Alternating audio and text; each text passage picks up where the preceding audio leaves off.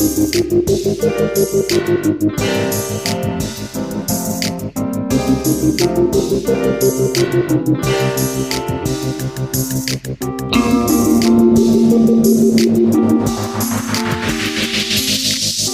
to the Mukilteo Football Show. My name is Miles.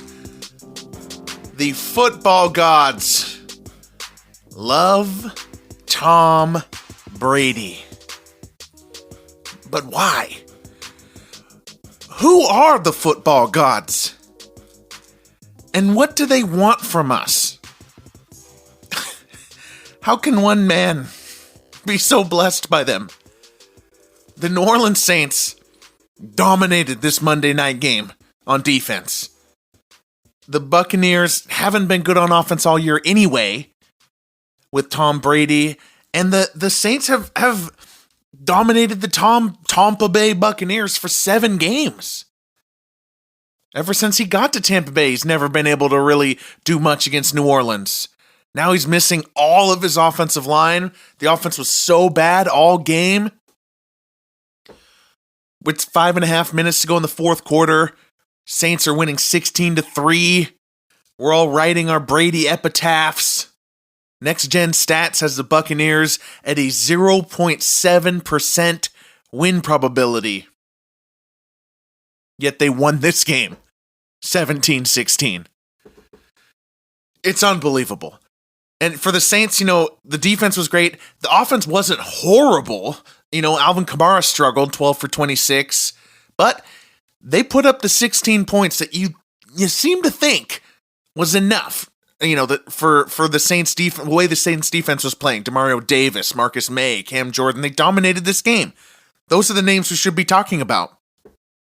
But they faded into footnote obscurity as one of the most unlikely comebacks of this season happened before our eyes on Monday Night Football. Probably up there with the Week 9 comeback that Tom Brady pulled off against the Rams, in which they also had like a sub 3% win probability at one point.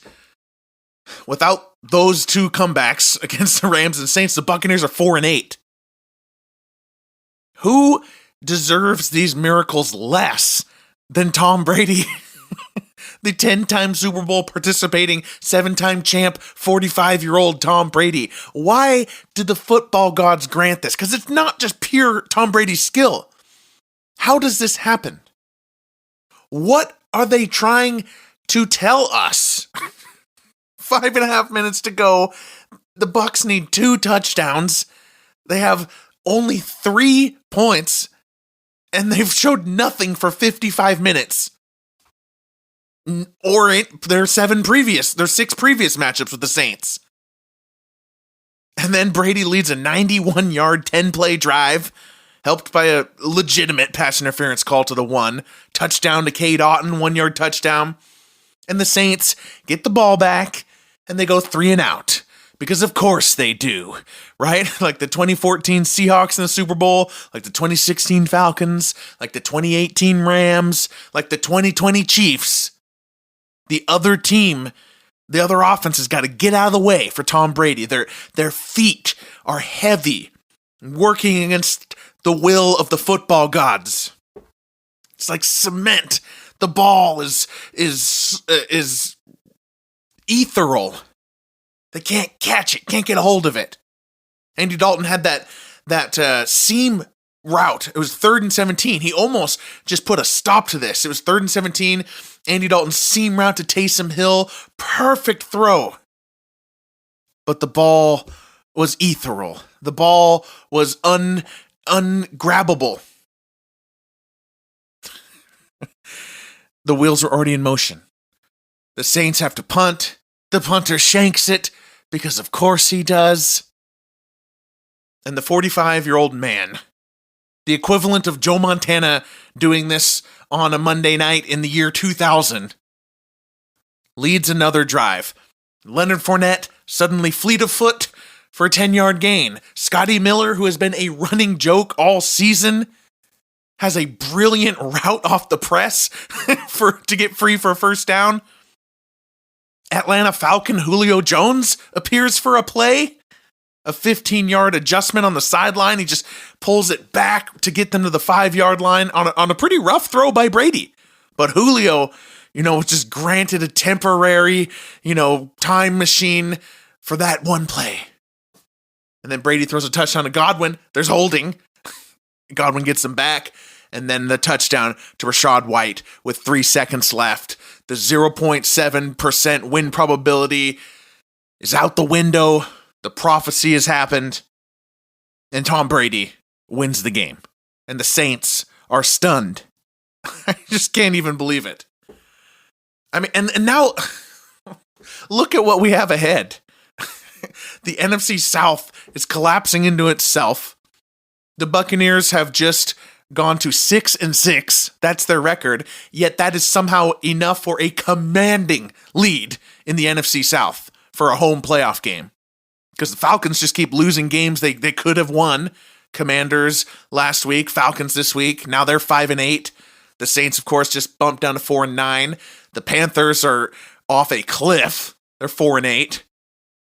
Brady hasn't even been that good this year. The offensive line is gone. The secondary is gone. But what's in the way of Super Bowl 57 for Tom Brady? I mean, I know we love the Eagles, but Jalen Hurts versus Brady in one playoff game? Kirk Cousins versus Brady in one playoff game? We've already got the Cowboys penciled in for their inevitable disappointment. The 49ers are rolling with Brock Purdy. And Mahomes, Burrow, Josh Allen, Lamar, Tua, they're all in the AFC. So how did this path convene for Tom Brady? How did he go from the AFC East, Buffalo Bills, New York Jets, and Miami Dolphins, just absolutely rolling over for 18 years of Patriot Tom Brady dominance in the AFC East? He left that division just in time after 2 decades to avoid Josh Allen, avoid Tua, the Waddle, Tyreek Hill thing, avoid these baby Jets. He comes to the NFC South where all those teams collapse. The football gods just love Tom Brady, but why? Who are they? And what do they want? What are they trying to tell us? This Tom Brady 6th-round pick who won 3 Super Bowls with a defense early in his career. Then he becomes elite. They get this new hot coaching thing with Moss and Welker, and they win a couple Super Bowls on a Malcolm Butler interception. The Falcons collapse. They meet Jared Goff, who is overwhelmed. Brady goes to the Bucs at the same time as offensive line and defense become elite. I mean, this is a blessed life that Tom Brady has lived.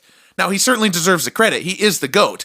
This stuff is not happening purely by coincidence. I feel like that was a little much, what I just did. But you have to admit, it's crazy. Because the NFL is littered with people who deserved those same breaks and didn't get them. And Brady's gotten so many. And the Buccaneers are not good. Right now, they're not good. Yet they keep winning these games to keep them in charge of the NFC South. Now, maybe it'll go the other way. There's still hope. The football gods are not pure Brady fans. There's the Peyton Manning 21-3 comeback in 2006. There's the helmet catch in 18-1. There's a 2011 Manningham catch. There's 2017 Nick Foles. There was last year, Stafford to Cup killed the rally. So, Brady's not pure, total blessed, but it's been more blessed than not. Maybe what the football gods really want to tell us is, by this 22 years of Tom Brady, I think it's more of a future thing for the football gods.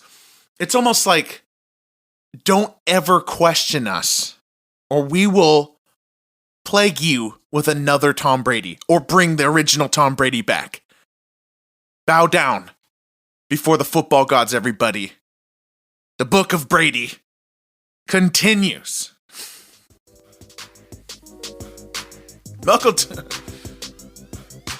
Mukilteo Football shows football everything, NFL history, legacy, ups and downs of a season. Follow us at MUK_football on Twitter or YouTube. Subscribe, share, review on Apple, Spotify, Anchor, wherever you get your podcasts.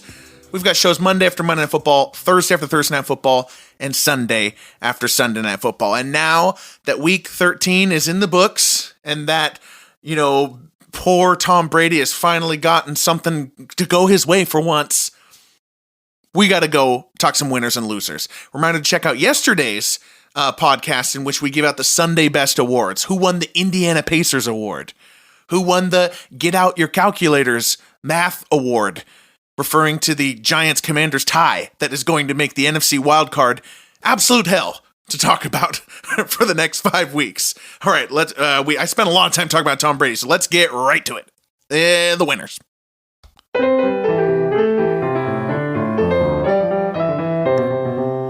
The Minnesota Vikings. They keep rolling, 10-2, even if it doesn't quite make sense. The Vikings they're winning all different ways. There's a soundbite out there that the Vikings have a total win differential of 8 points, though obviously a lot of that is weighted by the Cowboys blowout. I don't really like that win differential of only 8, because what they want you to think is, how did the Vikings win 10 games by a combined 8 points? That's what they want you to think. It's not that bad. When a game gets out of hand, the game gets out of hand. But this game against the Jets, I really don't know how they won it. I don't know how they won the Bills game. I don't know how they won the Patriots game. So they've had kind of a trilogy of AFC East matchups where the Vikings shouldn't have won, but won all 3. Because the Jets had 500 total yards. But they got to the red zone. They kicked 5 field goals. They had 2 late turnover on downs in the red zone. So 7 red zone trips for 15 points. Meanwhile, Kirk Cousins, not a good game. Not really a great season. He was 21 for 35, 173 yards. There's just like a drive every half that things are really working, where Justin Jefferson and Dalvin Cook and Kirk Cousins are all clicking. So, the Vikings are 10-2. The NFC North is all but wrapped up. They just need to beat the Lions next week. Though even if the Lions do win, the Vikings would then have to go 0-4, and the Lions would have to go 4-0 following that game. So the Vikings pretty much have this. All right, next winner. Boom, boom, boom. The Jets.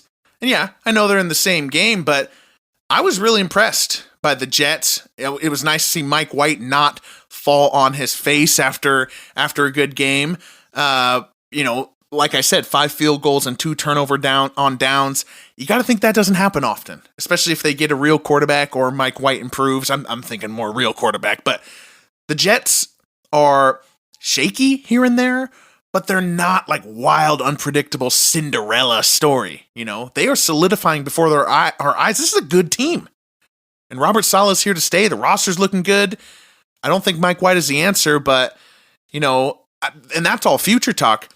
This year is not over for the Jets. They got a definite chance to make these playoffs and maybe steal a game or something, or play the spoiler, because Dolphins, Patriots, Chargers, Titans all lost this week. So the Jets loss to the Vikings, doesn't really hurt them in the AFC wildcard race at all. All right, next winner. A.J. Brown. Eagles wide receiver gets his revenge. Remember when the Titans said they would never trade A.J. Brown? Mike Vrabel said, not as long as I'm the coach. Well, they traded him because they didn't want to pay him. And now A.J. Brown said this game meant nothing to him, it was just a regular game. But then afterwards, he said he'd be lying if he didn't circle this game. So why does everybody have to lie to us all the time? The Eagles blew out the Titans. A.J. Brown had 119 yards, 2 touchdowns. It felt like 3 touchdowns because he scored a 40-yard touchdown, which was called back, and then on the next play, he scored another 40-yard touchdown on the other side of the field. So not just the 119 yards and the 2 touchdowns and even the callback touchdown, great for the Eagles, especially to see A.J. Brown have a good game. He had a couple of quiet games in a row. The other side, the Titans, they're just missing his presence so much. The entire Derrick Henry elite run happened with A.J. Brown there. And although I don't think Henry's quite the same this year, I talked a lot about him wearing down in games. Now he's wearing down later in the year. Like he's not delivering the punishment. Henry is being punished. That said, without A.J. Brown, there's just no relief for these Titans, and Tannehill just can't get it going. They lost something special out of their offense. They didn't have respect for what a great wide receiver does for the offense. They bet on the wrong guy. Now, I know they had already paid Henry and Tannehill, but you gotta keep A.J. Brown. He's in his 4th year. He's elite wide receiver. The Titans fans and Titans, they're feeling that this week. Good week for A.J. Brown. All right, the losers.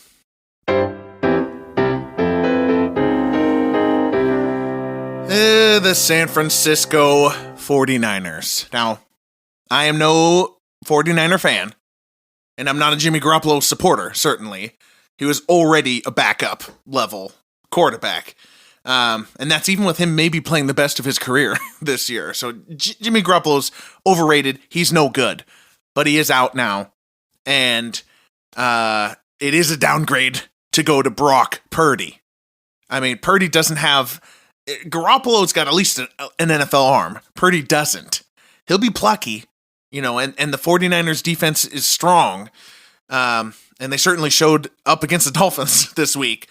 But this sucks because I thought the 49ers were going to go to the Super Bowl.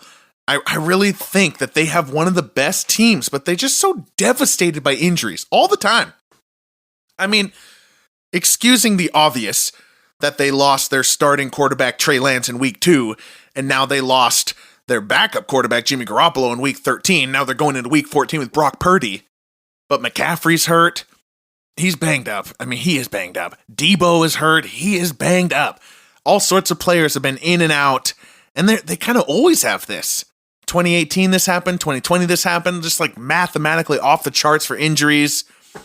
I don't know. Maybe it's the field. Maybe it's something in the water. I don't know. But I feel bad. This really caps the 49ers. I guess unless Brock Purdy is like a Tom Brady or something like that. But even then, I mean, Tom Brady had arm talent. He played for Michigan, for crying out loud. Brock Purdy doesn't. And the Mr. Irrelevant thing is going to get so annoying. I already saw a meme that says Mr. Relevant. Mr. Relevant is a mean title. It means the last player picked in the draft. But there's also a reason. So that is going to show up and will keep the 49ers out of the Super Bowl. It's kind of a bummer. All right, next loser.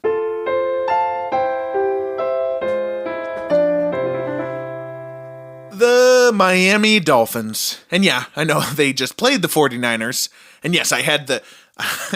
I had the 2 participants of the Jets-Vikings game in the winner section. Now here I have the 2 participants of the 49ers-Dolphins game in the loser section. You're thinking, what is this guy doing? The Dolphins worried me. I have been worried. I've been kind of on this for a long time here, that if you're relying on Tua, Waddle, and Tyreek Hill, these 3 little guys, injury is going to come up, and it's not going to go well. It's just a house of cards, especially since Tua, he just couldn't hit the side of a barn in this game. I mean, just balls in the dirt, balls sailing way over guys. I know that Miami fans say that Tua is great under pressure, but when I watch Tua, to me, it's obvious that he is not. I mean, I don't know. Maybe I know the metrics. I know there's some metrics out there that say Tua is good under pressure, but I just really question it. A metric is only good as the human meatbag who made it up, right? It's not like this is like the AI, coming from the cloud. What is pressure? There's so many different variables of pressure. What gets counted? The play call, the player who's open, the considerations of the angle, the speed. It's like yards after contact. I always talk about that. Why is it the same if a defensive end who gets a last-ditch arm slap on an off-tackle run that's already basically successful, that counts as yards after contact, same as like being one-on-one with Fletcher Cox right at the beginning of the line of scrimmage? Anyway, I'm worried about the Dolphins. We'll talk about them more because they play Sunday Night Football. My name is Miles. Everyone have a great night. I'll be back Thursday. And everyone, repent before the football gods so that they do not plague us with another Tom Brady in the future. Repent before him.